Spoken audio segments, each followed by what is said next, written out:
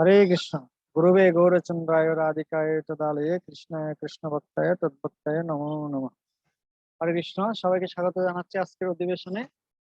তো আজকে আমরা আলোচনা করতে যাচ্ছি হাউ টু টলারেট ইনসাল্ট বা অপমানকে কিভাবে সহ্য করতে হয়, কিভাবে অন্যরা যদি আমাদের অপমান করে কিভাবে আমরা সেটাকে গ্রহণ করব আর কিভাবে আমরা সেটাকে সহ্য করব।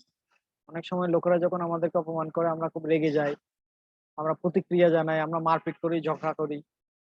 কিন্তু আজকে আমরা বৌদ্ধদেবের একটা কাহিনী শুনবো, যেখান থেকে আমরা শিখবো কিভাবে মহাত্মা মহাজন বা সাধু সন্তরা অপমানকে গ্রহণ করে। তাহলে গল্পটা শুরু করছি। যে একবার এক ব্যক্তি, তিনি বৌদ্ধদেবের কাছে এসেছেন। বৌদ্ধদেব তিনি একটা গাছের নিচে তার যত অনেক শিষ্য পরিবৃত হয়ে তিনি বসেছিলেন, এবং সে ব্যক্তি বৌদ্ধদেবকে একদম পছন্দ করতেন না। আর তিনি বৌদ্ধদেবকে সমালোচনা করতেন, নিন্দা করতেন।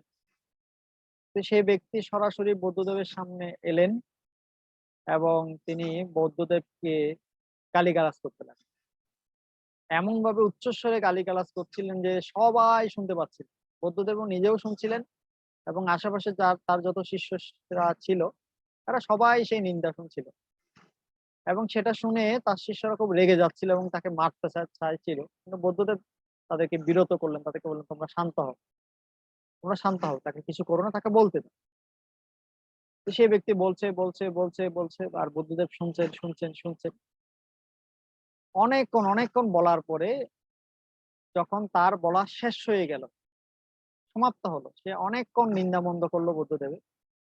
নিন্দামন্দ যখন সমাপ্ত হলো, সে টায়ার্ড হয়ে গেল, ক্লান্ত হয়ে গেল এবং দীর্ঘ নিঃশ্বাস ছাড়তে লাগলো। তখন বুদ্ধদেব তাকে জিজ্ঞেস করলেন, আচ্ছা তোমার বলা কি শেষ হয়েছে? তোমার কি আর কিছু আছে বলার মতো?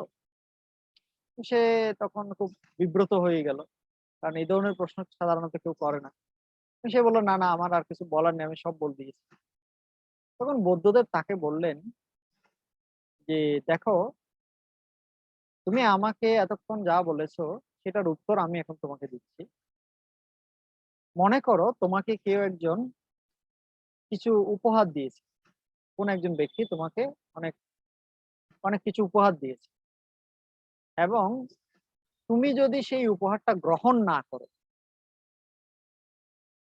তাহলে উপহারটা কার কাছে থাকবে?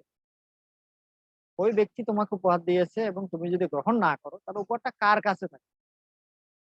তখন সেই ব্যক্তি বলল, উপহারটা আমার কাছে থাকবে, আমি ওকে দিয়েছি, ও যদি গ্রহণ না করে আমার কাছে থাকবে। তখন বুদ্ধদেব বললেন, হ্যাঁ, এতক্ষণ পর্যন্ত তুমি আমাকে এই যে নিন্দামন্দ করলে, এই নিন্দামন্দ গুলো ছিল এক এক ধরনের উপহার, যেটা তুমি আমাকে দিতে চেয়েছিলে, কিন্তু আমি তোমার এই উপহারটা গ্রহণ করলাম না, গ্রহণ করতে পারছি না, তোমার উপহার তোমার কাছেই রাখো। বুদ্ধদেব একদম শান্ত ছিলেন, কোনরূপ প্রভাবিত হননি, এবং তিনি এভাবে নিন্দাকে গ্রহণ করেছেন।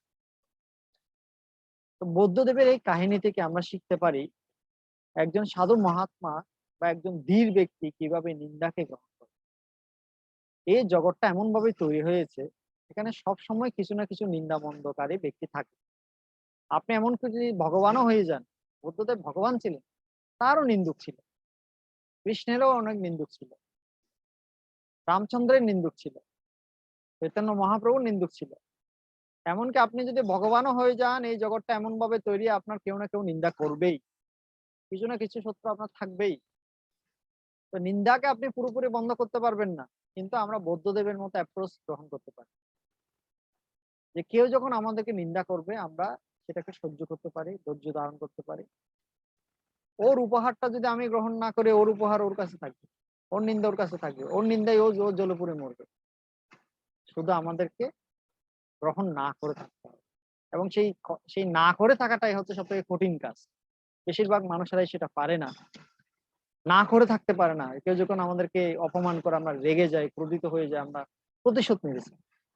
কিন্তু খুব বিরল কিছু মহাত্মা রয়েছেন, বিরল কিছু ব্যক্তি রয়েছেন, প্রকৃত সাধু যারা, তারা সেই নিন্দারূপী উপহারকে গ্রহণ করেন না। যার নিন্দা তার কাছে রেখে। এই ছিল আজকের আমাদের ভিডিও। আশা করি আপনারা বুঝতে পেরেছেন কিভাবে নিন্দাকে গ্রহণ করতে হয়। সবাই ভালো থাকুন, সুস্থ থাকুন, কৃষ্ণ ভগবান। হরে কৃষ্ণ।